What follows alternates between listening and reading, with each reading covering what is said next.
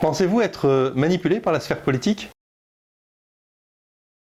Autrement dit, quand vous déposez un bulletin dans une urne, est-ce que vous pensez que c'est à la suite d'une démarche personnelle, réfléchie, rationnelle, ou alors que c'est plus la conséquence d'une intuition qui aurait pu être influencée par les médias, l'environnement, etc. Bonjour, je m'appelle Philippe Roger, j'ai toujours été très curieux de tout ce qui était communication, notamment en politique. C'est ce qui m'a conduit à m'intéresser aux neurosciences, à me former en PNL et puis par la suite à accompagner un certain nombre de candidats dans diverses campagnes électorales. Et de cette expérience, j'en ai tiré 2 livres. Le premier qui a été publié en 2015, qui anticipait sur les élections présidentielles de 2017 et qui voyait l'arrivée d'un président jeune, non issu des partis traditionnels et misant beaucoup sur la communication.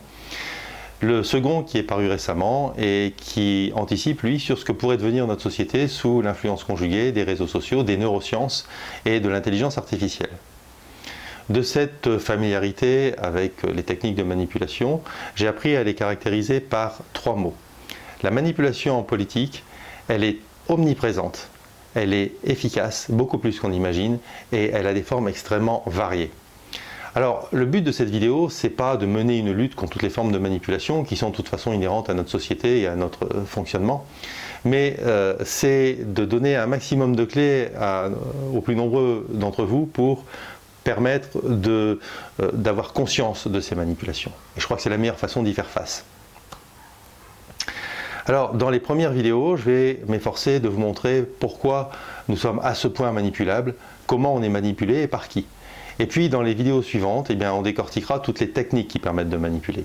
Je les classe en 4 catégories. Le premier niveau, c'est ce que j'appelle la manipulation positive. C'est-à-dire que ce sont toutes les techniques qui permettent d'embellir, d'enjoliver, de positiver l'image d'un candidat ou d'une cause à laquelle on voudrait vous faire adhérer. Et vous allez voir que derrière un aspect très soft, ces techniques sont très efficaces, qu'elles ont souvent fait basculer un certain nombre de scrutins et que vous avez probablement voté à plusieurs reprises influencé par ces techniques.